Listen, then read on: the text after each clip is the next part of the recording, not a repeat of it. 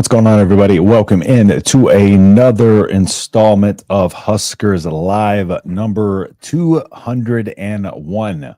We are on the opposite side of episode 200, and hopefully that means bowl eligibility will come on this side of episode 200. I think for all of us, we are all hoping for the same thing, and hopefully it comes sooner rather than later, because you don't want to end up in a situation where now you have Iowa with 1 week left to be bowl eligible, and coming off of a game where probably should have had it against UCLA, probably should have had it against USC, got to have it against Wisconsin. Wisconsin has made some changes this week, a couple of changes, OC changes, but we'll get into the quarterback. I think the biggest thing is personnel changes that Nebraska fans will probably be curious about for the upcoming Saturday game, but I'm pretty sure that they're going to stand pat in terms of the personnel, especially, well, at least at the quarterback position. But I'm going to dive into Braden Lock and a little bit of that. But first things first, as people slide in here, as always, drop your comments, leave your thoughts, let me know what you think, and then we will kind of go through those as we get into the show a little bit later. So, but first things first, just diving a little bit back through the the USC game, recapping the USC game a little bit. A lot of question marks coming out of the game, but a lot of improvements were made to this offense. And I know coming out of the week, a lot of people, we're talking about, of course, coming out of the loss, it's an emotional way to lose. Nebraska had opportunities, blew them. Officials, didn't do us any favors. However, there were improvements that were made, and I'm gonna dive into a little bit of those. And it's not just in terms of, you heard them talk about it today. Perimeter blocking needs to be improved, and the way Holgorsen kind of approached that was, if you want to play, you're going to have to block, right? Especially on the perimeter. He's questioning why we have so many big guys on the outsides, but can't really get anybody to block on the outsides. And so, he made it a point today to, call out the fact that going forward, this is going to be something that if you want the ball, you're going to have to block. And that's an accountability that I think we haven't seen. There was also some things alluded to that made you think maybe there was a little bit of, I don't want to say favoritism going on, but to an extent, a lot of the guys that, should have gotten an opportunity based on performance, hadn't, and vice versa. And we saw that with the usage of a lot of these guys that we've talked about this year, where it's just like, why are some of these guys not being utilized more? Your Jalen Lloyds, those type of things. And, he indicated that that's going to be a point moving forward, is to identify these guys that, have the level of talent and are doing things the right way and are going to be able to go out there and make this team better. And I think for all those reasons, Holgorsen is going to make this offense better, and has in just a short amount of time he's been here. So, but like I said, as y'all pile in here, if you don't mind dropping your comments, we are going to go through those. And never mind me, what's going on, man? I'm going to say is this: it doesn't take 4 years to turn a program around anymore. With the transfer portal, it should take 2 years tops. And I get your point. I agree with you. I think in this instance, the reason why I've been a little bit more patient was because the way Rule builds programs is far different than the way, and I think nuance matters in that, because if you're trying to turn a program around in 2 years, then okay, 2-year window, let's do it. But if you're trying, again, Matt Rule talked about it in a presser last year when Nebraska was losing some games. He said, "This is what you hired me for. You hired me to come in and build, a program, build a foundation." And that's why, it is frustrating. And this team should be further along than where it is now. I am going to say that, and I agree with that wholeheartedly. Am I happy with where the team is right now? Absolutely not, right? Am I happy with certain aspects of the program? Yes. And I think when I'm talking about, I think a lot of times when I'm talking about the improvements and a coaching tenure, I'm talking about everything from recruiting up to play on the field as well. So there are some things there that obviously need improving, but there are a lot of things behind the scenes and within this team that I see that are way different than what we had in the Frost and in previous coaches, which leads me to believe that they are heading in the right direction, albeit we're seeing a lot of the same things rear their ugly head. And of course, that's going to be frustrating for us all. And then, like we see Indiana turn their team around in a year. Colorado, albeit Colorado's in the Big 12, I think Nebraska probably be in a much better situation if they're in the Big 12, but they're winning games. And, they did it through the portal as well. So, I mean, you bring up a good point. You really bring up a good point. And I think that's part of what we're getting used to in this modern college football era is like, you can build your team multiple ways. And I think we're on the first kind of couple of installments of teams, a couple of teams being built through the portal. But at the same time, the teams that have been there and have been winning for a long time have had sustained success. Even your Ohio States of the world, those teams develop talent very well. Consistently. Like Ohio State is not just a team that gets 5 stars and puts them in the NFL. They also turn the most 3 stars in the NFL players too, right? Like it's they have programs of development. They also have those guys that come in through the program. And it's, I think it's, like I said, it's just this modern era where we're seeing this portal, it's brand new, well, kind of new, but pretty much brand new in terms of college football history. And we're seeing these teams start to turn around, and then Nebraska's taking the old school approach, and it's difficult to see, especially when Nebraska has been rebuilding for so long, and I think that's part of what adds to the impatience. It's like you see Indiana, who's supposed to be a cellar dweller this year, and we're talking about, oh, well, we got to replace our OC. We need to develop more. It's hard. It's hard to have that conversation. Dana scores 30 this week. I would love that. Let's go. It's a new week. Yeah, that's what I'm talking about, George. Positivity. I would love to doom and gloom, but that's not what I'm here. I want to analyze what we're seeing on the field. And trust me, I'm not going to pull any punches. If I see something to call out, I'm going to call it out. I'm going to call it the bad, but I'm also going to point at the good. But I'm not going to sit here and just kind of, sit here and talk about the negative all the time. I do want it to, because there is positives if you look below the surface and you know what you're looking at. And I kind of want to bring some of those out today. So let's go ahead and dive into some of those. One of the things that I noticed, because I was prepping to do a video yesterday, and for all of you in here with me, first off, I want to say I appreciate y'all. It's been a really rough week for me. It's been a really hard week for me. It's been a really rough day for me. So I appreciate everybody who comes in here and kind of, hangs out with me and talks to me. I just want y'all to know that. So even more so today, I appreciate y'all hopping in here with me. But let's go ahead and talk about what are some of the things offensively that I did see that improved, on this team.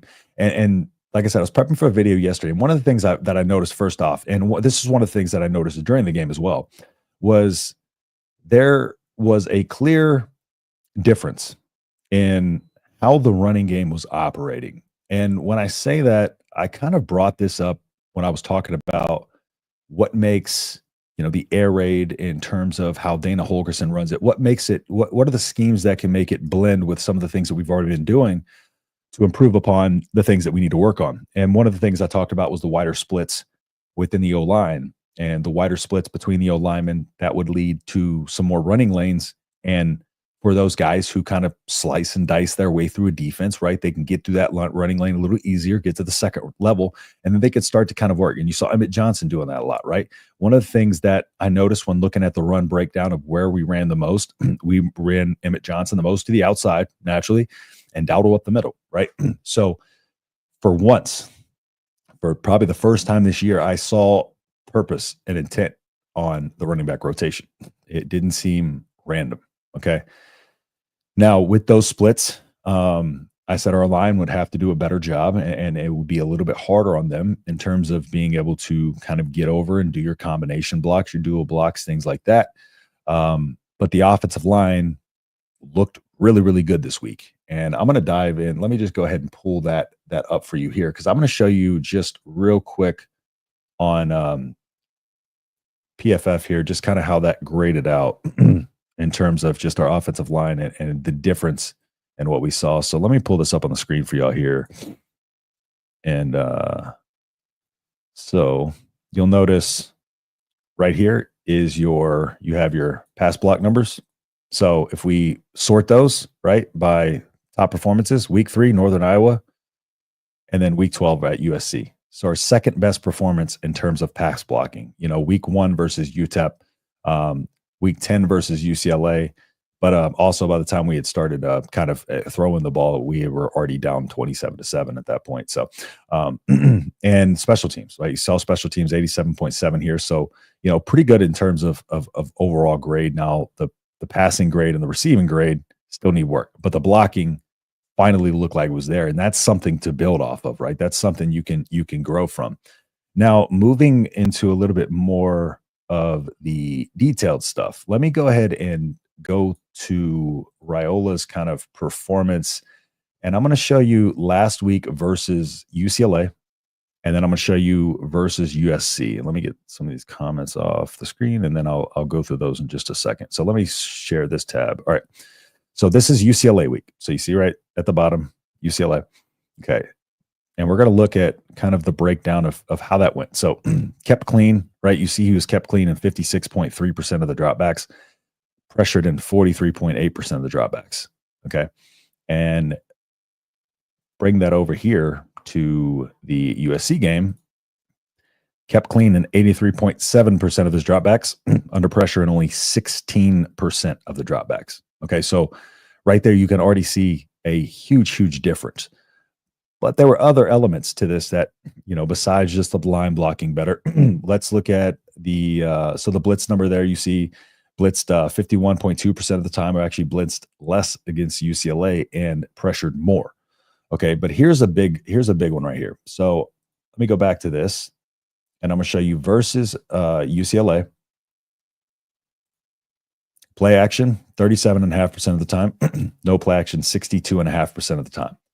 One of the problems here is when you run play action, you need to run it off of an established run game, right? For it to work. The whole reason about play action is to bring the eyes, bring the second level defenders down, try to make them take a step in so you can beat them wherever you're trying to beat them on the field, right? It's just draw them down, draw them away from their assignment a little bit, try to make them bite on the run, of course. And we weren't really having success, whether it was play action or no play action, right? 62.3, 65.2, 60. So you really weren't having a benefit, too much of a benefit from either one. Now we roll over to this game. And this is where I'm talking about, I think, there was a little bit more purpose into how we're running our offense. It wasn't just, this is how we're going to run our offense preemptively coming into the game and just run that for what it is. What you're going to see here is only 9% of play action we're running this game versus 90.7%. Now compare that again to the UCLA game where it's 37% of play action, 37% of play action down to 9%. So just a big jump there in terms of just that entirety of that concept. And then you get down a little further. Let me scroll this down a little bit more. And we got our passing depth here. Now, let me pull my notes over here. So I got my notes on a Word doc. Okay, so, oops, wrong one, sorry. All right. So passing concepts and play action improvements and no play action, passing depth is what I want to go over next. So let's go over here. So this is what I wanted to focus on next. So we're going to go back to the UCLA game again. And we got that right here. So let's share this tab. Okay, so when talking about the UCLA game, we had deep left, right? But instead of focusing on the best numbers, I want to focus on where are the areas of the field that we target more. Okay, so against UCLA, we had 14.8% to the intermediate center. Deep center was 7.4%. Short center, 22.2%. Behind the line of scrimmage middle, 14.8%. But there you see the grades to go along with those, 14.8%, 64.8, right? That was our grade. Okay, 22.2% of the time, the plays to run is a 55.3. You have the intermediate center. And this is one of the biggest things I talked about with Holgorsen's offense coming in was the ability to take advantage of the short to intermediate pass game and the fact that we had not taken enough advantage of the short middle of the field and had any success with it, right? Right here, you six completions off of it, but we, 3.3 yards per, like it was just, there was nothing working over the middle. So with the air raid, you spread the offense a little bit wider, you get everybody a little bit wider across the field, and it opens up the middle of that field a little bit more. So intermediate center right here, 14.8, 34.9 was our grade. Now, This is just 1 week change under Dana Holgorsen. Let's go back to those same things. So deep left, 10.5, do that a little bit more. Short center, 31.6% at a 72.4 grade, 12 for 12, 100% completion percentage, 9.3 yards per attempt. You want to talk about efficiency? That's efficient, right? The whole time I've been kind of talking about this short to intermediate passing game and how we're not having success there. And we keep trying to string things out wide.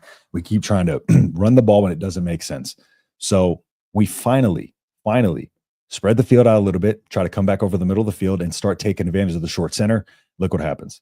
Then look what happens to the intermediate center, right? Run it less. We bring all those intermediate passes down to the short middle, but that improves as well, right? And then behind the line of scrimmage, center, 62.3, 8 for 9. A couple of those Janiron Bonner plays were classified under that. So you see right here, just tack in the middle, and he tried to set up the deep left. Only 1 for 4 there, but that deep passing game will come as time goes along. But right there, you can see just the overall improvement and just that one thing, and just the concept difference. And we talked about it wasn't going to be one of those things where Holgorsen was going to come in and completely install his air raid offense. But this is kind of what I knew could happen in this is the fact that he has the ability to come in and just tweak certain things and say, I want to attack this part of the field more. I want to attack these players more. I want to, there's more strategic elements at play as opposed to Satterfield. I feel like just had a game plan in his mind that he wanted to call when he come into the game. And it just didn't work. People were caught onto it, which is similar to Wisconsin, which we're going to get into it a little bit here. And then when talking about just kind of how the depth of target, the average depth of target, and what we were looking at in terms of if we go over to the USC game, or sorry, the UCLA game. So you'll see right there for the USC game, deep 20 plus yards is 18.4% of the time. Against USC, it was 14.8. You have the medium, which is 7.9% of the time. Okay. It was 22.2% of the time under Satterfield. And the grade was 45.2. Okay. So, that's our lowest graded part of the field we're throwing to. Why do we continue to throw there? All right, let's move down to the short. It went from 29.6 to 39.5. Okay. And you see the efficiency difference right there. Whereas last week against UCLA, that short part of the field, 4 for 8, 50%, 20 yards. This week, 14 for 15, 116 yards, 7.7 yards per attempt. And behind the line of scrimmage, 14.8 to 31.6% of the time. But we also see the improvement in efficiency there. And I will say some of the behind the line of scrimmage stuff, the scheme stuff, or the screen stuff I'm talking about as well. The elements of the new kind of Holgorsen offense and the air raid offense, we saw elements of those screens in the first half. And then as the second half went on, we got to some of those similar screens that we saw that were kind of getting blown up. But of course, as time goes on and he has more time to work with those perimeter blockers, I think those things will clean up, because that's something he did talk about today as well. So again, big improvements there in terms of that. Now let me dive into some of y'all's comments here. Let's see. Listen to coaches today. I still see we're heading in the right direction. It's unique on offense, but needed, and I'm optimistic we get 2 to 3 wins in a row. Yeah, and if I had to pick a week where I think Nebraska's, you got Wisconsin, who just fired their offensive coordinator coming off of last week's game against Oregon. But the problem is they still have Braden Lock at quarterback for them. And like I said, I'll dive into that a little bit, kind of give you an idea of what their offense was and what it's going to become. We did get a super chat here. Mike, man, thank you, Mike. Appreciate you as always, brother. Any thoughts on who the young player is Holgorsen mentioned today? Also, I love him calling out players and coaches. Yes. I've seen somebody say Quinn Clark. I think it could be a number of players. And a part of me wonders, like, if I had a little bit more information, like, is it somebody because it could be Jalen Lloyd, it could be Carter Nelson. It could be somebody we haven't seen yet, right? Those type of things. But I think part of me thinks potentially it's Jalen Lloyd too. I'm between Lloyd and Clark, but yeah. So, but it's good that we're hearing that. Well, good that we're seeing that, right? Like, because we've called this out. Like, we've seen players that like, why isn't this guy getting an opportunity? Why isn't this guy getting an opportunity? And this is, part of what I talked about that I like with Rule was the fact that he doesn't play favorites with players, right? But that doesn't mean his staff wasn't.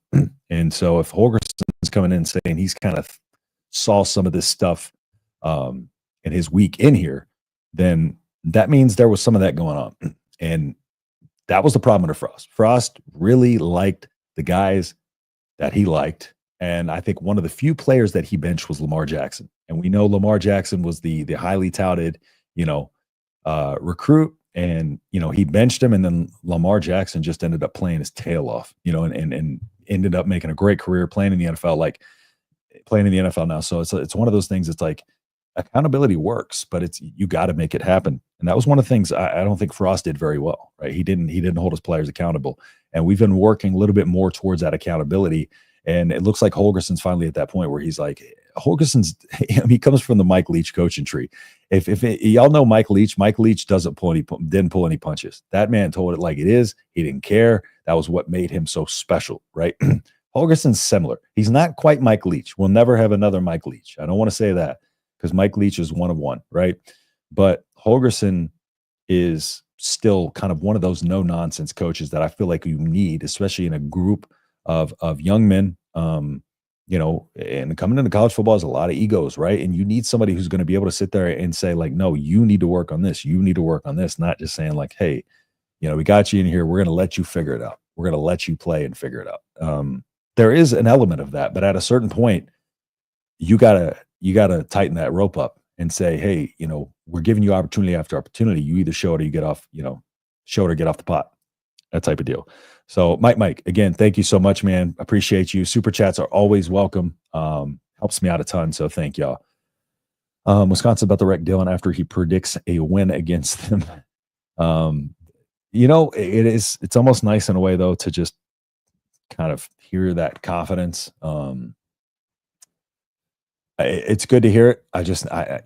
I need to see, we all need to see it on the field, not just me. I've been watching Nebraska football since 1979. I feel at very least curious about Holgorsen coming in. I remember when people thought Leach went to Texas Tech and no one thought he would do anything. Yeah. And I think the biggest part about the air raid is the misconception that it hasn't or can't develop as time goes on, right? We think of air raid and it's this one kind of, one vision in a lot of people's heads of just throw. Like, we don't run the ball. We're throwing the short passing game to run the ball. And there are elements of that, yes. And that was how it was, but it's adapted over time. Like I said, Holgorsen's offense averaged over 220 yards per game at rushing the ball in 2016 at West Virginia. So, it's adaptable. He has adapted it. And I think this kind of blend of him being in here with some of these coaches that, run, maybe bigger personnel, your 12 personnel, 22 personnel, like that type of deal, combined with that air raid, I think can make somewhat of a pretty solid, balanced offense as well. But right now it's the matter of two. We got a quarterback who's not confident. We got to get his confidence back. And we just got to get rhythm. I think that's the biggest thing, is just this offense has been out of rhythm for so long that it seems like every opportunity that Nebraska has to get momentum, something, stalls it. And I think, a couple of those, breaks where, the defense maybe snags one of those interceptions and kind of gives the offense an opportunity to get the ball back with a chance to get a lead or something like that.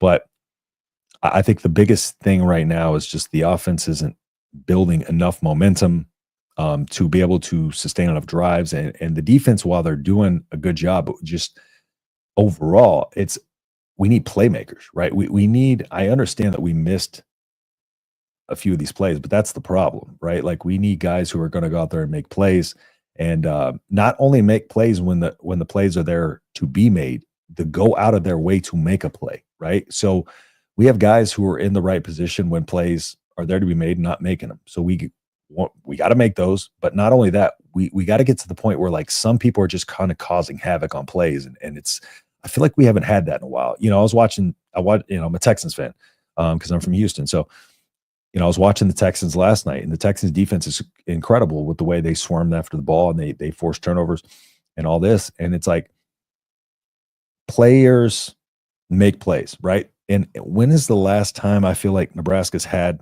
just kind of that guy who can go in there and just consistently punch the ball out, or just that one guy you point to on defense? And I know Ty Robinson, but the way Ty Robinson operates with his defense is not, it doesn't always show up in the stat sheet. But Ty Robinson is an incredible player, right? He's going to go to the NFL.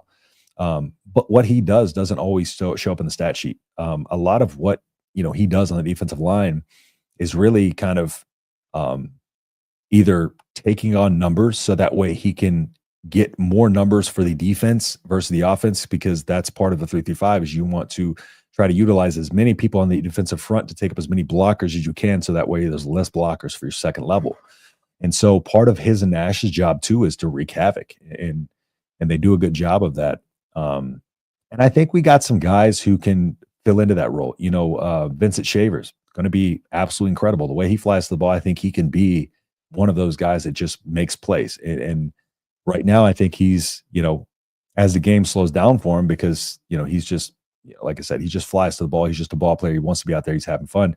I think he's the type of guy who can fly the ball and make some of those plays when he knows that they're there to be made. So love hearing the coaches are not happy with running backs and wide receivers, hold everyone accountable. Agree. It's the running backs. We have flashes at times, but again, there was no rhyme or reason to the running back rotation. We haven't seen Gabe all season, basically. Ramir, is in and out. Emmett wasn't there early, but is there now. Dowdle's kind of been the consistent piece throughout, but even when he would get rolling, it seemed like we'd substitute him out for whatever reason. But yeah, I agree with you. It's really good. It's really good to hear it like called out for sure. Comments about the receivers and running backs. Yes, sir. Agreed. I thought the running backs did well. Mike, another super chat also makes me think he is our OC next year. Otherwise, he would step on. Oh yeah, 100%. I agree. I definitely think he'll be our OC next year. I think this is all kind of a introduction to the players, see how they like him, see how the fit is. And, I think that's why this move was made at the point it was in the season, because, again, Matt Rule isn't the type to usually make midseason changes. But I feel like in this instance, you have players that are going to want to be going to the portal potentially. And so you make this a little bit early. That way you can kind of feel it out. Your offensive players can get time to build a relationship with him, and that relationship will help you kind of retain more players for sure. So, but I do absolutely. I think he's going to be our offensive coordinator next year, no doubt. Thank you for the $5, Mike. Again, I appreciate you, brother, always. Okay, let's see. Where was I? Loved Holgorsen's comments, but let's see if the running backs did well. The receivers can't get any separation though, and part of that. The running backs did better, yeah. But I think he wants even more out of them. But yeah, so the running backs did better because they were put in a much better situation. What he was talking about the running backs before was them, not hitting the right gaps, not hitting the right holes and stuff like that, which was happening. And I think they did a better job of that. I think with those wider splits, it makes it a little bit easier to kind of find where you need to go. And I think that's why we saw Emmett making a lot of those guys miss. Like I talked about coming into the season, what I liked about Emmett is he can make guys miss in a phone booth, right? He's got such quick feet. He's so agile, choppy. Like he can be right in front of you, and then he can be around you by the time you realize it. And he is a perfect slicing and dicing running back for the type of air raid running back that you want when you kind of have these kind of wider splits and stuff like that. And you have your Dowdle as a bruiser who can go in there, and that man loves to jump, though. I will say that. Dante Dowdle was a hurdler, a professional Olympic hurdler in another life, I promise you. But with the receivers getting separation too, that's another part I hope that he's kind of alluding to when he's talking about, some of these other guys should get an opportunity to play in here, because a lot of what I'm seeing on film, and not all of it, but a lot of what I'm seeing on film sometimes is laziness in the route running.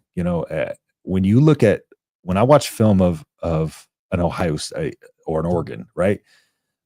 More often than not, I see an effort about every single player on that field, whether you're away from the play, whether you're on the play side, to, if you're running a route to sell it, sell it. If you're on the offside of the play, still sell it, right? That's attention to detail. And I'm not seeing the effort on every single play out of our guys that I'm seeing from some of these other teams when I watch their film. And I think it's the attention to detail. I think it's the desire to be like, when things aren't going well, like I'm going to work my tail off and I'm going to do the best that I can, do my job. And I just, some of that we're not getting. And, I think that's part of what he's talking about, where he wants a fire lit under some of these guys. And I think a lot of his concepts too will create separation for a lot of these guys. Again, because, spreading the offense out wide, you want to get them covering as much grass as possible. And that way it'll open up some windows for and some throwing lanes for you to throw into. So you think the young guy Holgorsen was talking about that? Yeah, I just talked about that a little bit ago. What is your take on why Heinrich Haarberg hasn't been used short and goal situations for his power? Part of the reason is because our play calling down within the 10 yard line sucks, and it doesn't make sense. With Haarberg, I've talked about how I don't necessarily love the usage of him, because I feel like the way we're using him now really lends to him being underutilized, right? And when he comes out on the field, you basically know, like, hey, the ball's probably going to Heinrich Haarberg in some way. It's going to be a run or something like that. But I think we can use him definitely more in those goal line situations, short and goal situations. I don't know if it's necessarily because they just would like, we want our quarterback, in those situations. We want who we believe is our best quarterback in those situations with the ball in his hands. But I just, some of the, running, let's say like running, was it Jalen Lloyd they ran to the outside on like a 3rd and goal? Like 4 runs directly from like the 2 yard line, and one of them's the outside with one of your smaller guys. Like, yeah, like that doesn't make any sense. You're better off just throwing Heinrich Haarberg in there and doing like a little tush push. And Heinrich Haarberg's so like tall. Sometimes you just, let that man lean forward on the line and get in. And I think part of that is to do the fact that there wasn't much intentional stuff happening with our offense. I feel like, again, everything was just, it wasn't situational enough. I felt like it was very predictable, but it wasn't situational enough to where he's like, okay, well, we got a big quarterback, who's athletic, who's strong, who can probably take this in the end zone. Let's go ahead and throw him out there for a play and run it. But instead they're like, no, we're going to continue to just hand off to a running back. So we're going to try to get, cute and go to the outside. And it never ended up working. And, the play calling down the red zone, one of the things that I saw, that I did like was, for instance, you with Jamal Banks wide open in the end zone on that one play, but on that play, the little check back over to Emmett Johnson on the right side, right? Him leaking out from that, like that wasn't, I didn't see that earlier this season in the plays like that, to where you have, your reads on the left, but your reads aren't on the left. So you twist right and you have a guy chipping off. So you have a check down option over there. But again, he should have threw that ball, but still that is an element. Just even having that little second option to the other side is an element we haven't seen a ton, especially in the red zone this year. So I did like some of the elements we saw from the play calling, although they weren't necessarily executed to perfection. The execution will come in time, just talking about the concepts. What's going on, Dion? Appreciate you hopping in here, brother. They miss a lot of wide open run lanes. They don't make anyone miss. Yeah, I think that was the biggest thing, is just missing their lanes. It did improve though. Living in Knoxville. Yeah, what's y'all's thoughts? I'm curious y'all's take on who y'all thought that young player was as well. Live in Knoxville, Tennessee. It's amazing to see the similarities of Nebraska and Tennessee. Tennessee's further along, but the fans are still complaining even after the growth of the team in the last 3 years. Yeah, that's the thing about it. You get passion behind it, and it's like it's never enough. Nebraska will be bowl eligible, and hopefully that'll take enough of it. But I still feel like we're going to find something, something to be upset about. But at least if we get bowl eligibility, I think that will take the edge off of a lot of people. Because right now, I mean, we got podcasters talking about quitting podcasting altogether. I'm like, is that bad? Like, there's something about Husker football. No matter what, I always love talking about it, man. I always find something that I enjoy about it. But yeah, there's a lot of similarities between Nebraska and Tennessee for sure. Guessing either Coleman or Lloyd. Yeah, I was thinking Lloyd. The stuff behind the scenes with Coleman has been a little weird. I've heard some behind the scenes stuff just about earlier, this was in the offseason, just about fit, him not necessarily liking the way it was going to be utilized and them not thinking it's far along.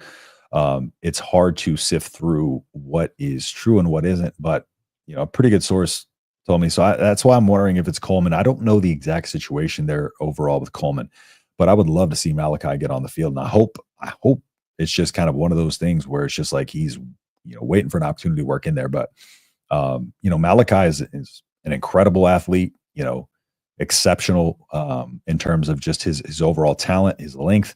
But I'm really curious to know if that's somewhat what he's hinting at, because I would love to see at least Malachi get some opportunities out there. And we haven't got a lot of answers on that for sure.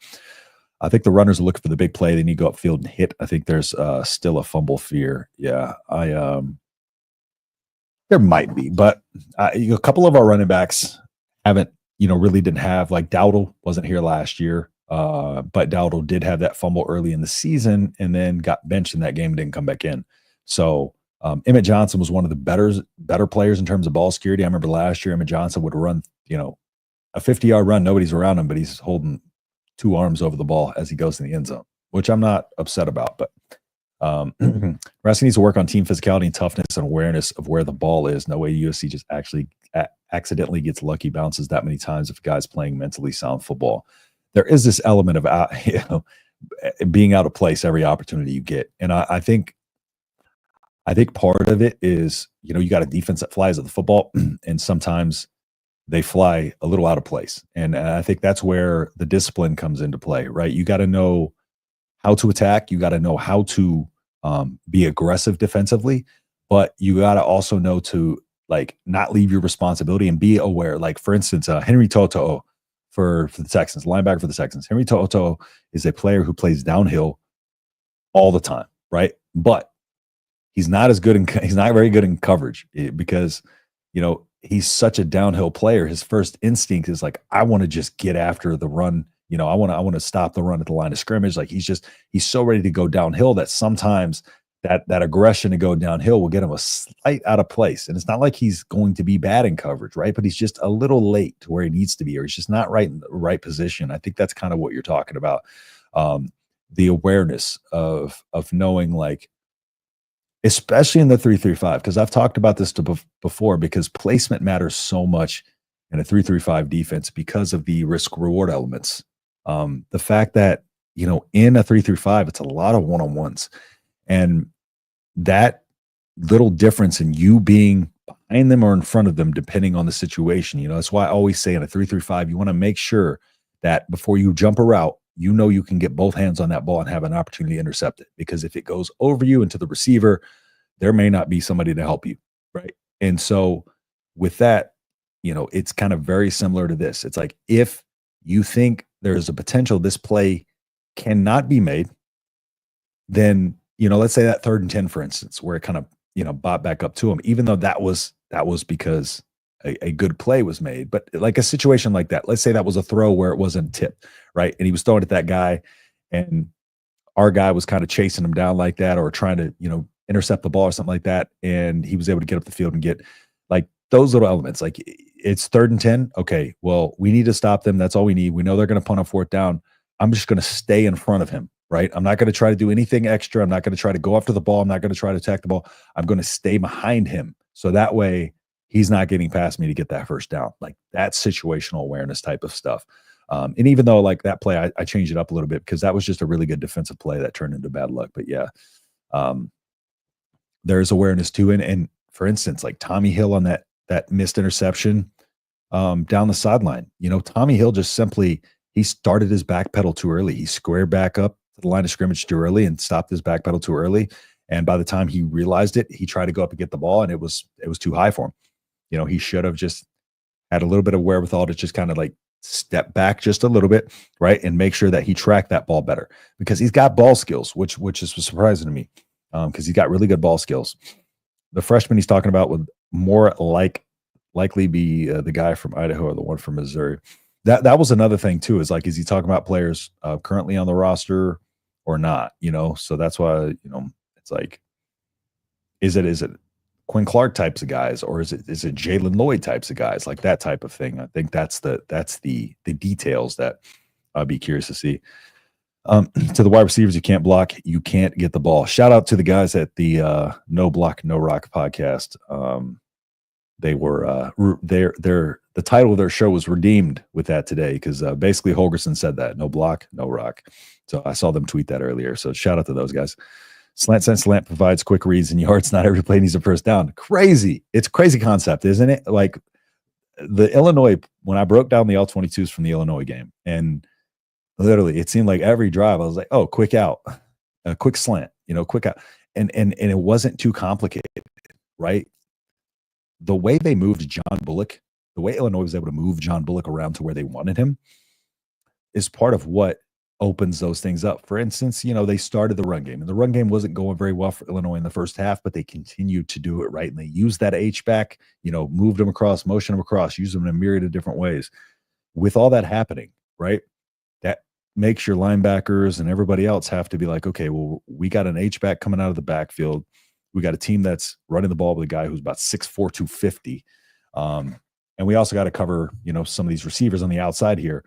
And, guys that get out of position. So John Bullock, for instance, there was a couple plays where, they'd run the ball up the middle. So John Bullock would be like, I would say 2 shades to the right of where he would normally be in that situation. And they would just throw a little quick slant over his head because he's 2 steps to the right.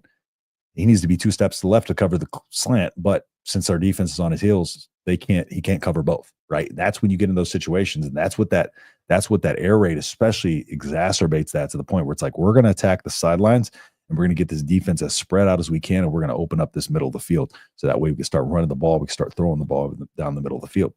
And it works. Slants, in routes, hitches, like those are bread and butter plays for a reason, right? Because they work. The Purdue film, I talk about this all the time, how many times I saw in the first half where we scored 0 points. There was just deep routes down the field with no check down option. And Dylan Raiola is just sitting there and everything's covered. And he has to try to, he takes a hit, trying to make something out of nothing, or, he's just got nowhere to go with it. And so it's insane how simple concepts like that added to an offense.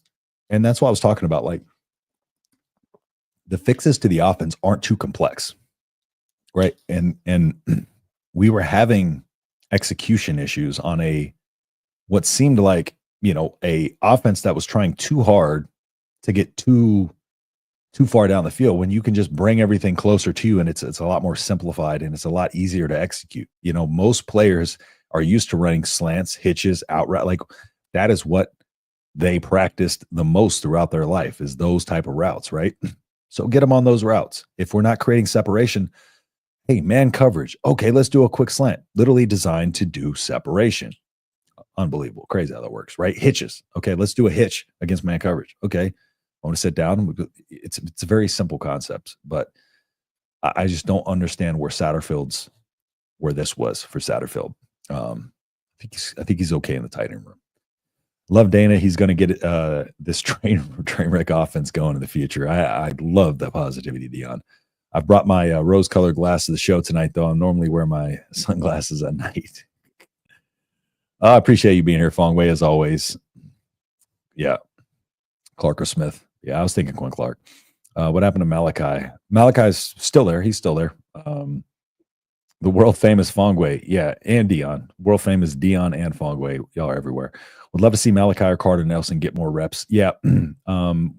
Carter Nelson, especially, just because we've seen Carter Nelson actually be worked in this offense. And I thought maybe what the plan would be with him is to work him into the offense, and then, kind of give him a little bit more of the reins as time went on.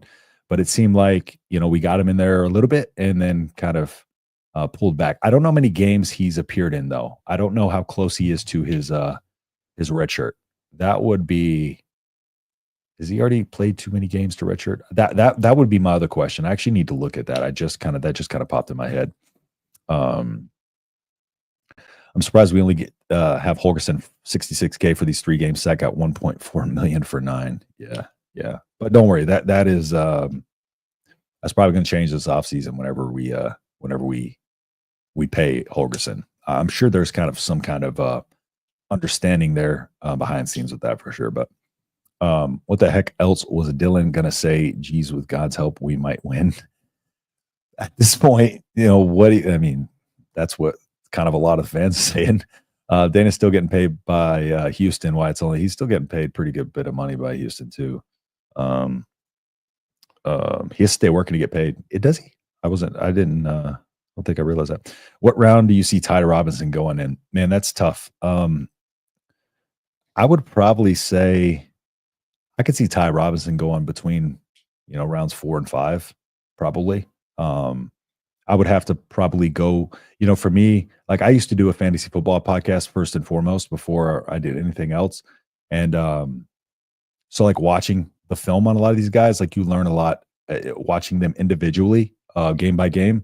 So that'll tell me more. But right now, I mean, I think you go anywhere from the 3rd to the 5th round. But yeah, it comes down to just, I think, a matter of what the over film like. But he's gotten better as the season's gone along. I think a lot of people are sleeping on Ty Robinson. Ty Robinson makes plays. Like Ty Robinson does a damn good job at what he's supposed to do out there for sure. And the problem is, like, you hear, you have these defensive linemen where you hear people say, like, if you don't hear a guy's name called, that's not necessarily a bad thing, right? Nash kind of, his job isn't really going to show up on the stat sheet a ton of times. It did a little bit last year, did to an extent last year, but he's just there to wreak havoc, that type of thing. So if you're not hearing their name, sometimes it's a good thing. But Ty Robinson has been good this year. So I'm going to say between the 3rd and the 5th. I would say the latest 6th, but I'm hoping 3rd, but it's probably going to be between rounds 4, maybe 5. I'm probably gonna lean more in the camp of 5. I'm just kind of rooting for him a little bit more than that. Let's see. Probably later rounds, like Fonby said. Yeah, it's gonna be day 2, day 3. Truthfully, I don't see that many getting drafted, in my opinion. Yeah, I'd have to run through again. I'll kind of go through a breakdown of that too when I do go through their individual films. I like how Dylan said that some coordinators get stuck on players. Or no, Dana. Sorry, I don't know why I said Dylan. So some coordinators get stuck on players that the best players play. Yeah, exactly. And that's what I was talking about earlier. With Frost, part of the issue with Frost was the favoritism of his players and the guys that he liked. He loved those Florida guys, especially. There seemed to be no accountability there, and that is something you have to do, right? Competition breeds excellence. Pressure makes diamonds, iron sharpens iron. We know all the sayings, but it's true. It's like those are sayings for a reason, because if you got some, like say you're a junior and you got a freshman nipping on your heels and your coach is saying, like, you better pick it up or he's going to play over you, that's not going to make that player get discouraged, or it shouldn't. If it does, then they're not the competitor you need. That should motivate that player, right? So there should always be a level of accountability there, 100%. Lack of toughness on offense. Seems there's plenty of talent, but worried to give a hit. Yeah, there's a lot of hesitance. I think of it as more of a, and this is a funny phrase to say because y'all are going to recognize it, fear of failure, right? Because was it Scott Frost that said, no fear of failure? That's what we want. No fear of failure. Was it Chenander? Can't remember which one. There's a fear of failure right now on this offense, and there's a hesitancy on a lot of these offense, and I think that's where we're not seeing that toughness and that physicality. And yeah, I do think, that hesitance is going to definitely, for instance, when Heinrich Haarberg last year, before he got beat up a little bit, when he was running the ball downhill and he was attacking, right, he was getting, 5 to 15 yards at will. But when he started to get a little bit more tentative behind the line, when, his body started taking some more hits and turnovers started to happen, those started to turn into, between 0 to 5 yard gains, because he wasn't hitting the line with the same intensity, with the same approach. I think we just got to get some of these guys just like playing and not thinking. And when you're thinking, you're going to be a half step late. You're going to be a half step behind. You're going to be taking the hits, not giving the hits. There's too much thinking going on right now. And I think that's where Dana Holgorsen comes in to simplify this offense, to get these guys thinking a little bit less, just kind of get them flowing. And then at that point, we can add some more elements in to the backside of that. Heinrich Haarberg didn't light the world on fire last year. He did not. I think people are forgetting how he looked throwing the ball, to be completely honest with you. at this point. Garrett's put Heinrich Harburg in a receiver. He's probably does a better job. I said since the Illinois game, I said put him at H-back. And every single time, no, but that not one time I've seen him at H-back since. Like, I just think there's a perfect opportunity because an H-back is specifically for a hybrid tight end fullback, more athletic than a fullback, but, some of the elements of a tight end, but, at the same time can do a myriad of different things. That is Heinrich Harburg. He's a football player. He's a perfect H-back because he's physical, right? Get him up the field, get him block him, but you can run him out on routes. You can disguise him in many different ways. And like you run a series of plays with him as the H-back, I think you can have success. Running out of time to be able to do that with him though. But yeah, I agree. Not to look ahead. Do you think Holgorsen moves on to actual float player, halfback, tight end, even a fullback that can pass? Nothing wrong with trick plays and using talent. Potentially. The thing is right now, we have used him kind of in some kind of trick plays.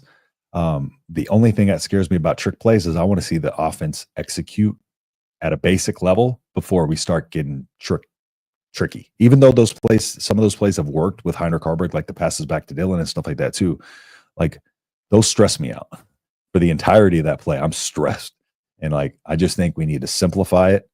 And then once we simplify it and once we're executing on the basic stuff, then I think we can get a little bit more tricky. But I just have a hard time saying we want to run, trick plays that really rely, like trick plays rely on really good execution to trick the players, right? And everybody needs to be doing their job. Everybody needs to be in the place they need to be. Everybody needs to be selling the fake. And if one thing is off, then it's going to go awry, or it could go awry. And I think that's what scares me about it is we can't execute simple runs and simple pass plays. So, but to your point, looking ahead, if we are looking ahead, I do think that is an element that we can see in the future for sure. But we'll see if he breaks it out in a situation. Now, if there's one play or two plays, trick plays that he is hammered home with them that he feels like they can execute, I'm for it. Just get that one play in there and just save it for the right opportunity. Just make sure it's not a play that can catastrophically fail, or it's in a situation where it's a catastrophic failure if it doesn't work. You can be sure if it's Coleman, Dana will play him. If not, that's on Coleman. Yep, 100%. And I think that's part of what we're going to see. That's a good point. I think that's part of going forward. What we'll probably be able to see if he's on the field a little bit going forward. We're like, okay, well, you see something there. Tom Osborne teams are the best at blocking at all positions. 100%. It's great players come from doing the little things well, and that's Janiron Bonner, for instance. Janiron Bonner. I thought he had so much potential this year, and it just hadn't had the opportunity. I feel like because the offense hasn't really had an opportunity, and he hasn't really been run out there too terribly much. But when you get a player who can go out there and do the little things, but then is also really good at his position, that's great players, right? And if you can't block as a receiver in the NFL, you're not on the field, right? You can get away, for instance, at tight end, you got like players like George Kittle. George Kittle is by far a better tight end than Travis Kelce, but Travis Kelce is better receiving. But as far as an all-around tight end, it's George Kittle, and it's not even close. So, like little details like that, it's like the player versus the specialty. Wisconsin OC is gone. Will the Huskers take advantage? Let me dive into that a little bit since we just have a few more minutes here. Let me talk about what changes that they made. Let me get my notes back up over here. The changes that Wisconsin made. So they got Phil Longo out of there. And if you followed Wisconsin football this year, Phil Longo has had a lot of the same issues that Marcus Satterfield had. He was very predictable, to put it nicely. They lost Tyler Van Dyke early this season, which was their starting quarterback. And I'm just going to say Braden Lock is not a good quarterback. But at the same time, I know a lot of Wisconsin fans are calling for them to bench him, but it's not going to happen. I'm going to tell you right now, most likely it's going to be Braden Lock this weekend. Um, I was surprised just knowing Fickle's history that Fickle fired a guy mid-season or this late in the season, first off, because that's something he doesn't do. So that was I was not expecting that. Okay. So he got Phil Longo out of there. You're going to have somebody to come in, but he's seeking a little bit more balance. Naturally, we all are, right? Seeking balance in terms of run, pass, right? In a perfect world, that's how everybody would want it. But,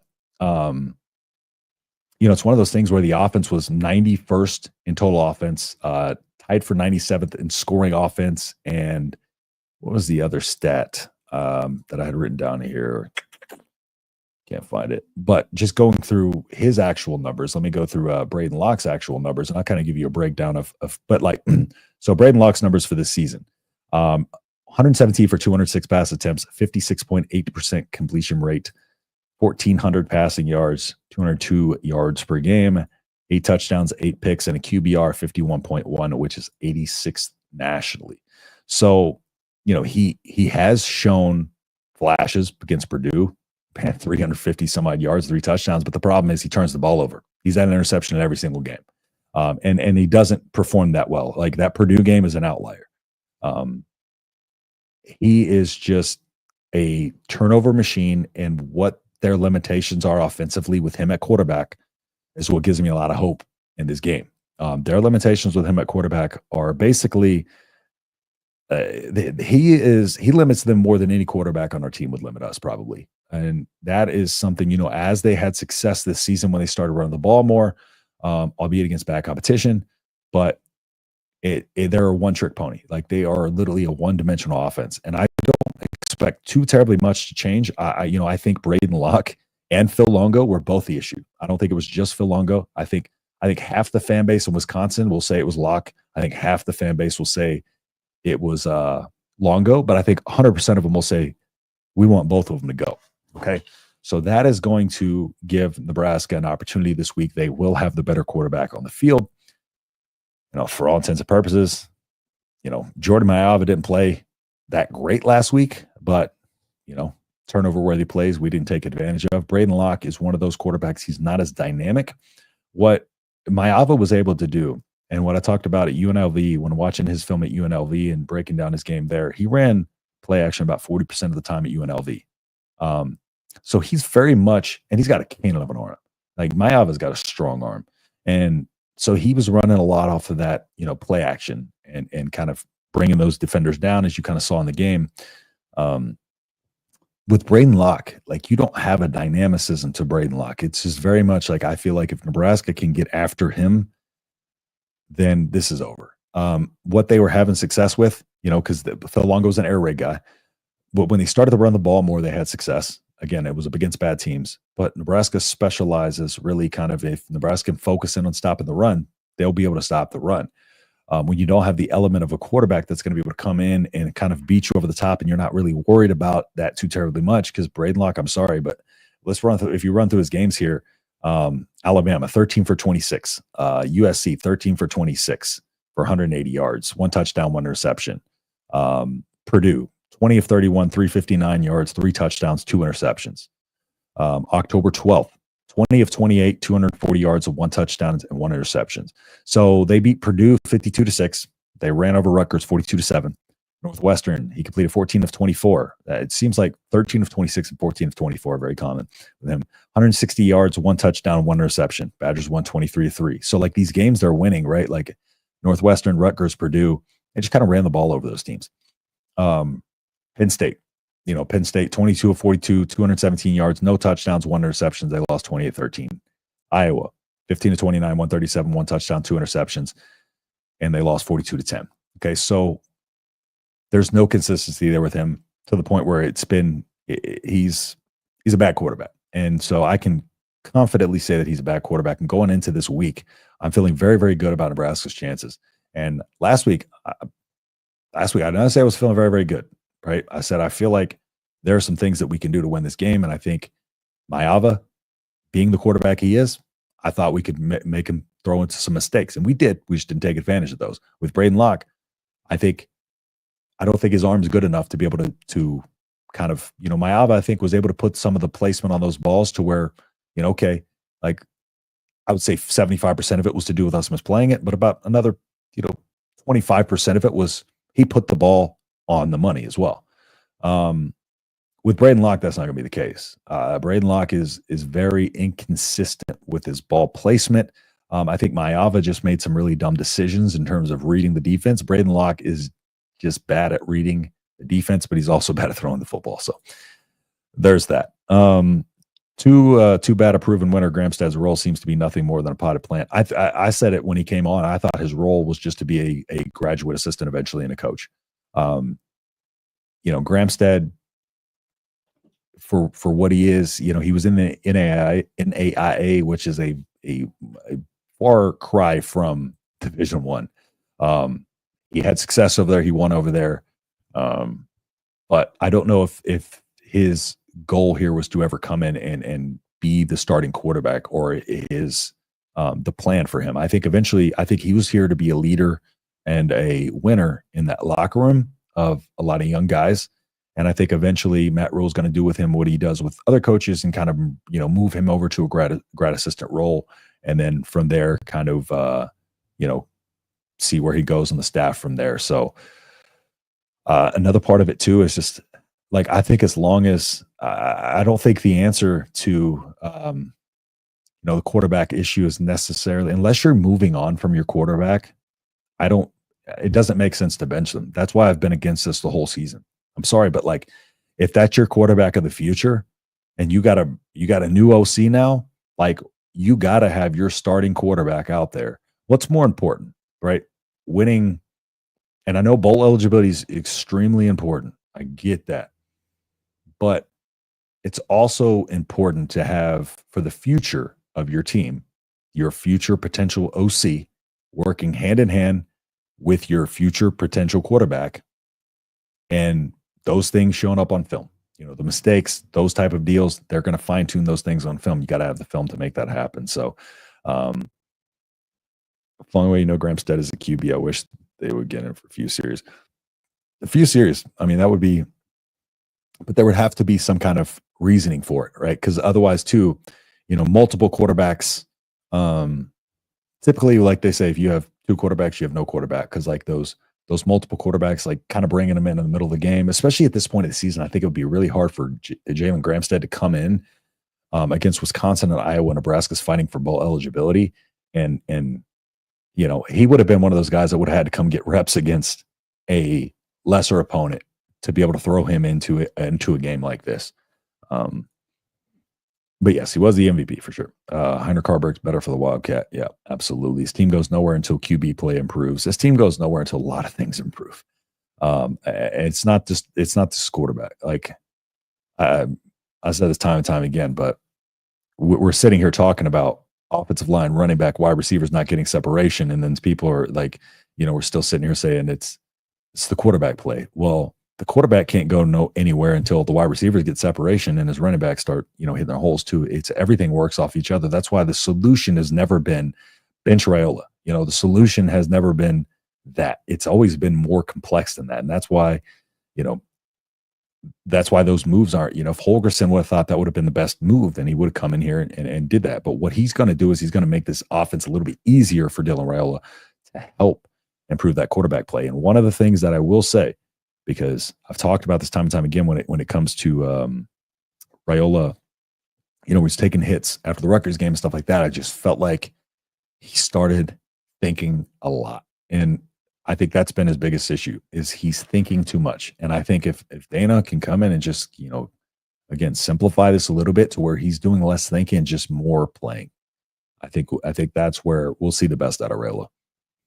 More running plays next weekend, hopefully, because I think next weekend the game plan should be to come out and really kind of get the offense into a rhythm and kind of establish the run game to an extent. And then I think, what he's talking about is he wants to have the opportunity to be able to lean on somebody in terms of the run game to be able to, kind of bring that game, shorten the game a little bit. And I think that's what Satterfield was not doing. Was Satterfield, no matter what, no matter what situation we're in, Satterfield would not just start running the clock. start running the ball, get the clock moving. It was just like, we're still just going to run the same offense. But at a certain time, you got to realize you have a team that kind of has been fading down the stretch. So when that lead comes, you start shortening that game. And that's kind of, where I think we're going to get to is just more of a rhyme or reason with the run game. I just don't think we had any intent. The run game wasn't intentional. It was just like, we're running the ball because we felt we needed to occasionally, but there was no structure as to when we were running the ball. That was the thing for me. So I agree on your trick play analysis. Appreciate it, Dion. I have zero expectations for Nebraska football. I'm not going to get upset over it anymore. I feel at this point a win is a happy mistake. The thing about it is I think it helps me to be in an analysis situation, because that's where it has removed a lot of the emotion for me, is because instead of getting upset and mad at the game, now I'm more focused on like, okay, what the hell is going wrong, right? And so like I'm sitting there trying to focus on the X's and O's. I think that's helped me take a lot of the anger and frustration out of it, because I tell you, I get heated over these games. But for a while that hasn't been the case, because I kind of, as soon as I get emotional, I stop seeing what's happening on the field. I get frustrated, and I'm not focusing on, like, I'm just watching the ball at that point, and just, so it doesn't help me. But yes, I think that's a good thing, because I think part of the problem is, we get pretty worked up over it, and then, people say some crazy things on X and Twitter. Players and stuff see that. For me, I try to keep all that off of X. So if you follow me on X and all that, like, I try not to bash players. I try not to talk down on players on here or anything like that. So that's why you won't hear me talk bad about people, is just because I think there's a way to analyze their play without really just kind of disparaging them. And yeah, I'm to that point too, but I do feel like, USC, I said pretty much all season, even in my preseason prediction, that USC was a 50-50 game to me. That game was always a toss-up to me, because I had no idea what USC was.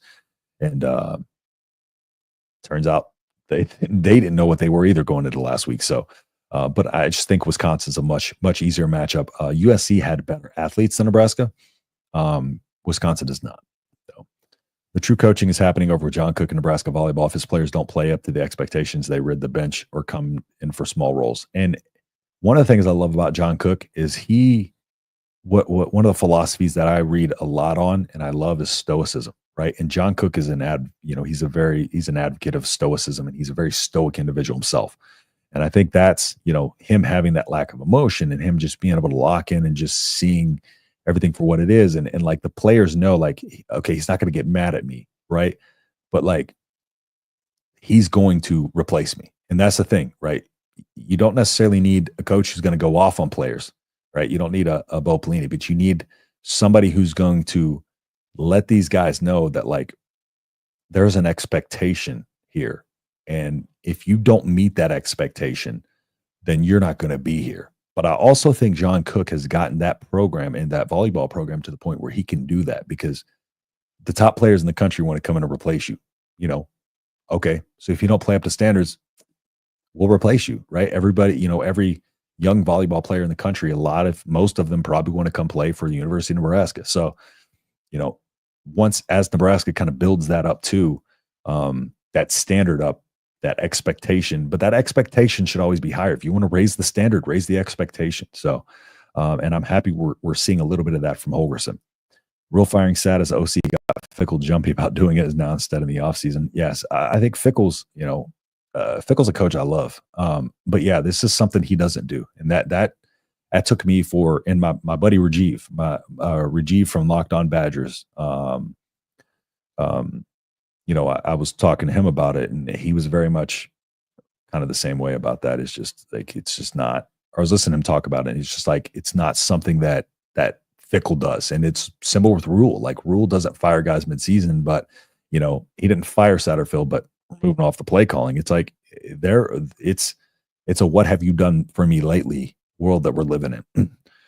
There are luck their QB will come and relax and play out his mind. I was afraid I was waiting for somebody to say that. No, that dude, backup quarterbacks. I feel like backup quarterbacks do that. That's why I was afraid they were going to mix it up. Like, I was afraid that they were going to bring in their backup, and then we were going to see something completely new. And then it was going to be a rough one. Backup quarterbacks, I don't know what it is about them. Even oh my gosh, was it Aiden Child? No, it wasn't Aiden Childs last year. I forget Michigan State's backup quarterback. Man, who threw that just pass to the end zone? Man, I can't remember it. Was Rules press conference today a nothing burger? To be honest, there wasn't a ton of takeaways. I was more interested in Holgorsen's thoughts, and Holgorsen did had some good thoughts. And again, just that element of accountability, I think, was the biggest one, but also just his ability to, like, he just came out and told it like it was. And I think that's what we've been missing, because like Satterfield just come out and like Satterfield's clueless. But when you have a guy like Holgorsen who comes out and it's like, yeah, I see guys who, need to play, who's like, this guy's come in for 3 weeks and he has made observations of what can make this team better. Satterfield just clearly doesn't have the eye for that. And so I think that was where the interesting aspect of it came into play, was just kind of seeing what he had to say about the whole operation, how he came on and stuff like that too. So Justin, when fans stopped criticizing and started to get nasty online, I changed my attitude because of how negativity can hurt the program and recruiting, especially, without a doubt. And I will say, everybody like, you may not think, listen, I did a film review for an Illinois defensive back.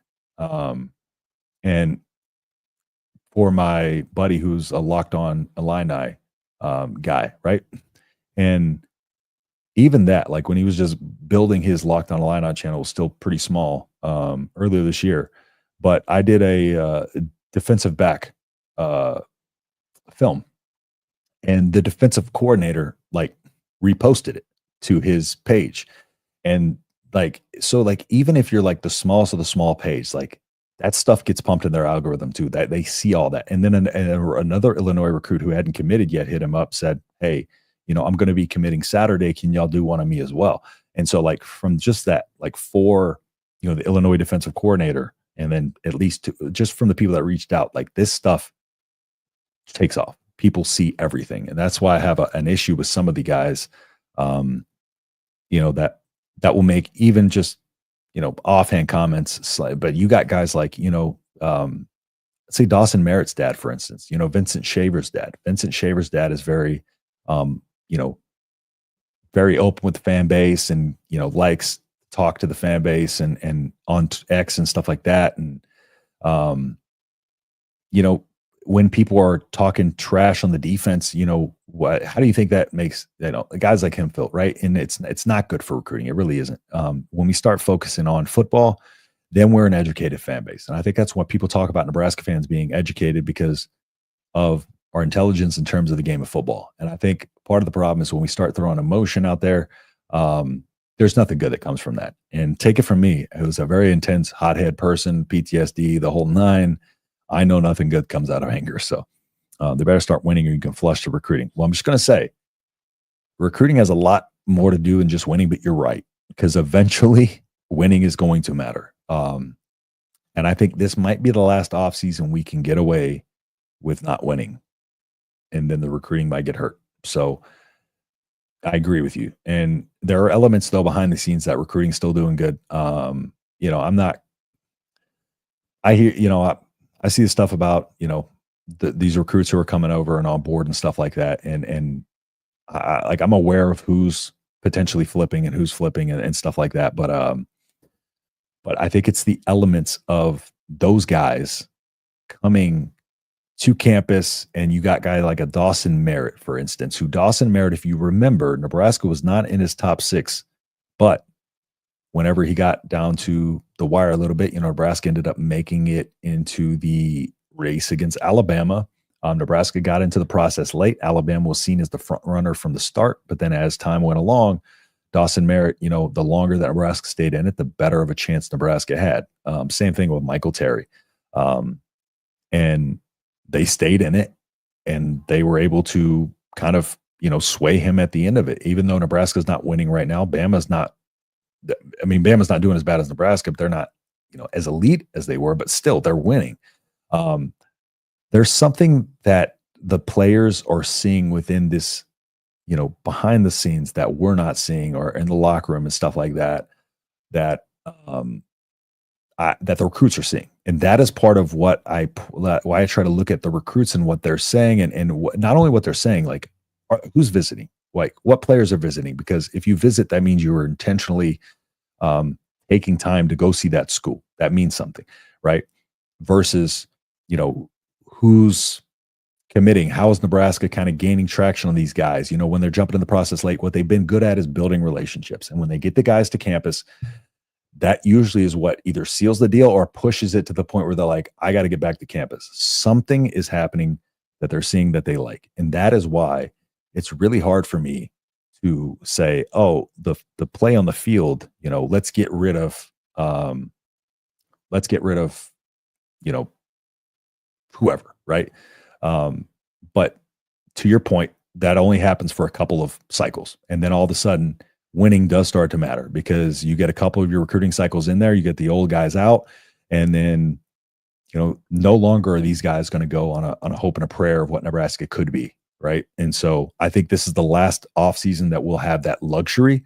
But that's why I said into year 3 is when I'll start really, really assessing where Nebraska stands as a program under this staff, because I feel like, and I'm not talking the end of year 3, I'm talking about when we get into year 3 is when I'm really that's when I'll start to be like, okay, like if we haven't seen progress here, there's no excuse for that, right? That's when things start to take a toll. So we're about in that crunch phase right there.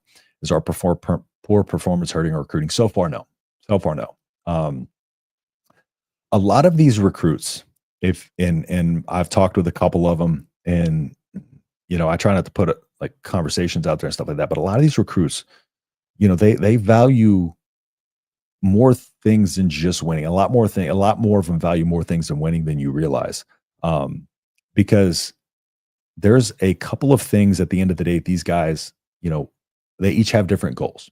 Some of them is to make it to the league, so they want to go to a place where you have a coach with NFL experience, or you have a coach who has a track record of putting guys in the NFL, that type of deal. When it comes to guys who want to play longer, it's not just like, I want to go to this school to win necessarily. It's like, I want to go play for this coach or this staff because I feel like they give me the best opportunity to be the best version of myself.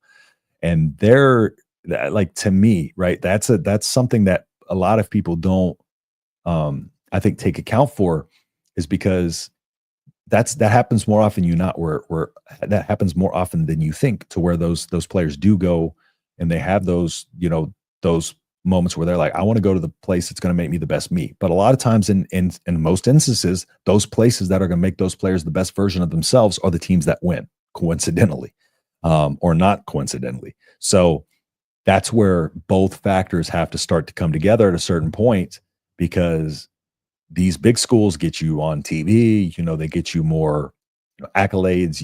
It's funner to win. That's why they can only get away with this so long. But so for right now, no. But eventually it will. There was a podcaster this week calling the players losers, and comments were full of very nasty things said of coaches and players. That's going too far. Yeah. I won't ever bash any players or any coaches or anything like that. No matter how frustrated I get, never is my anger directed towards any player, any coach. It's always directed at the situation. And I think that's why, like, I think there's a certain level you reach of maturity where it's just like, what is me bashing or coming on here and talking negative? You can go on X and see that. So if I come on here and just talk negative, well, that's not going to help anybody, right? I can call it, like I said, I can call it as I see it. And that's what I do. I'm going to be honest with you every step of the way. And that's what I've always been. So, I agree with that.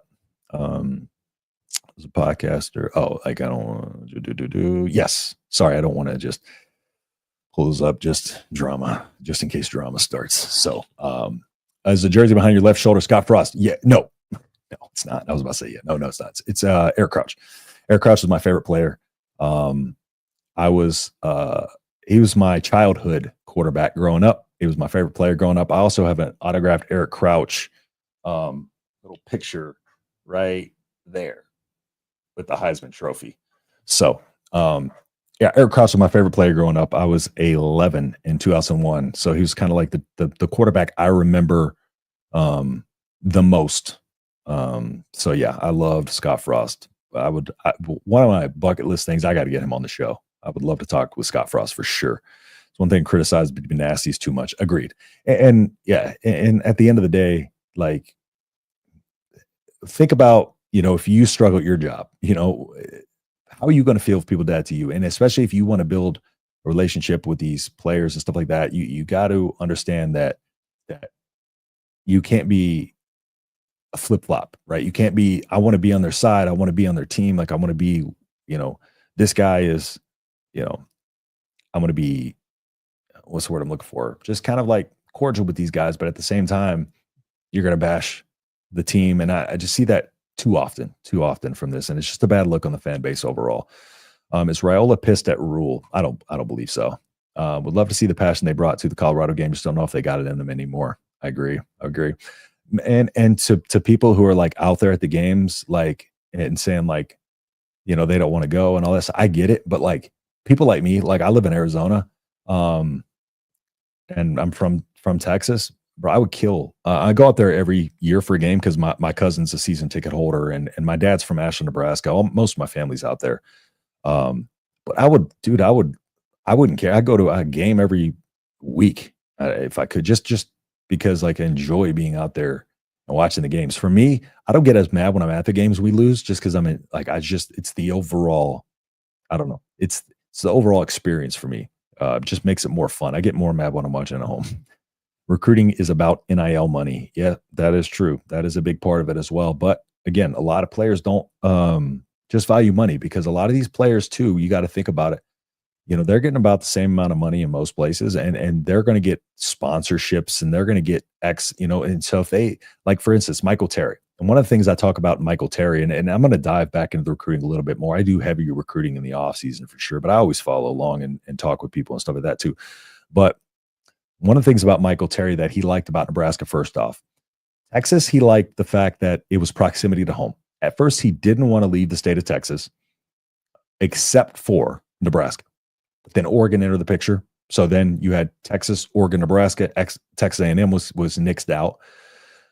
And what he liked about Nebraska in terms of when it was between those three teams was he preferred the way Nebraska was going to use him in terms of their offensive weaponry. Again, Texas had the proximity to home. They're winning, stuff like that. Texas always got NIL money. But he liked the fit and the way they're going to use them. So when it comes to players like that, I think like they run that counter of like, okay, I can make more money now, but I feel like I can make more money long-term if they use me in the way that I feel like I'm best utilized. So that way it gives me the best prospect of going to the NFL, gives me the best opportunity to put my skill set on display. And I think that's where it's like, that's where I tell people it's not just about NIL money, because not only are they thinking about like what they can make under the school at that school right now, but long term, who gives them the best opportunity to make the most money in the NFL. And I think that's another thing, because that's beyond college, right? So why hasn't Eric Crouch coached the Huskers? I don't know, but I'd love to ask him, and I would love for him to either become about 30 or 20 some odd years younger and go play again, or coach in some way. Actually, you should get Johnny Rodgers. He's a lot to say about Nebraska football. Yeah, has Johnny Rodgers like done any interviews in a while? I feel like I don't even know. Should I think less of you since I thought you were living in Nebraska, but you're not? Well, hopefully not, because so I lived in Texas, and then after Texas, I moved to I lived in Texas and I went in the military. So military, I went to Bahrain and was in Georgia. And then I tried to get stationed in Nebraska, didn't get orders there. And then after the military, I wanted to go to the University of Nebraska, but they didn't give me my GI Bill money for 4 months. So I ended up having to go to local school back home because I had to live with my mom, because the military was like, okay, we're going to wait 4 months into the semester to give you your first check for your housing. And so they kind of hamstrung me there. And then I met my ex, and she was living out here, and then I moved out here. So, but my ultimate goal is to get to Nebraska or back to Texas. So I hope not, but because I'm up there all the time for a game. Like I said, my cousin's got season tickets. We rolled about 25 deep out the Colorado game in a party bus. So, but I guarantee you, there's people who live in Nebraska, and like I study the game. That's all it should matter. I don't know if it was me. Sure, money would be in consideration, but not the whole season. I'd pick a team. Yeah, for sure. Who would you rather have coach the Huskers next year, Rule or Eric Crouch? Well, and I don't say this as a knock to Eric Crouch, but Matt Rule, Eric Crouch is not coached at any level that I believe.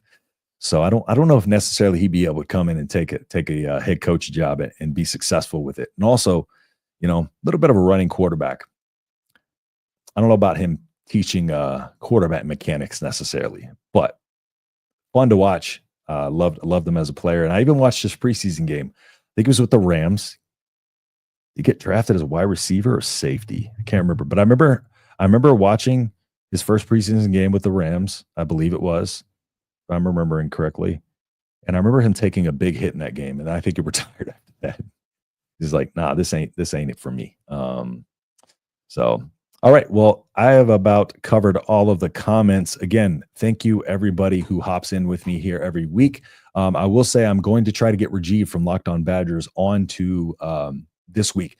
So I don't know if y'all rather a video or a pop-up live stream. Let me know. I'm starting to there's going to be some more stuff coming up that I've been working on the back burner in terms of a recruiting channel as well. So there's some stuff coming down the line, but let me know kind of if y'all want me to add another live stream to the week. I was thinking about potentially adding a call-in show or another live stream, or as if I can get some members into the membership tiers, doing a kind of a hangout where we do a weekly hangout where it's just a bunch of us, whether it be a Zoom or whatever, I can just depending on how many people we have in here, and every week can all just kind of sit and chat. And like I said, I can bring in players, current and old, and coaches as well, and we could chat around as well too. So look out for the polls on that coming up soon, because I'm trying to add some more stuff during the week. So that's what I've been working on, the kind of the back burners, just kind of game plan and how I want to expand the content for y'all a little bit and add some more stuff and some more interactive stuff as well. So who is a better runner, Crouch or Taylor Martinez? Eric Crouch. Stop it. I'm not going to pick against Crouch on that. I was at the game last Saturday. I ran into our guy for Corn Craze. There was a lot of Big Red fans not happy. Yeah, I met Connor out in Nebraska for the game last year. Which game did I go to? I'm trying to remember. Oh, the Michigan game. Yeah, I met Connor out there. We met at a bar out there. We had a good chat. So yeah, he's a cool guy to talk to for sure. So great show, Justin. All the suggestions sound great. Appreciate it, Dion. And again, thank you everybody who hopped in here. If y'all don't mind dropping a like I said, it really, really helps me out. And again, got a lot of stuff coming for y'all cooking on the upcoming weeks, and especially for the off season. I got a fun off season planned for y'all. Don't worry. So a lot of good stuff coming, and stay tuned for the rest of the videos this week. Like I said, I'll have a better preview coming, a full preview of Wisconsin on top of some other stuff, and maybe dive back into some recruiting stuff as we inch towards the close of the season. But with that being said, I will see you in the next video. Peace.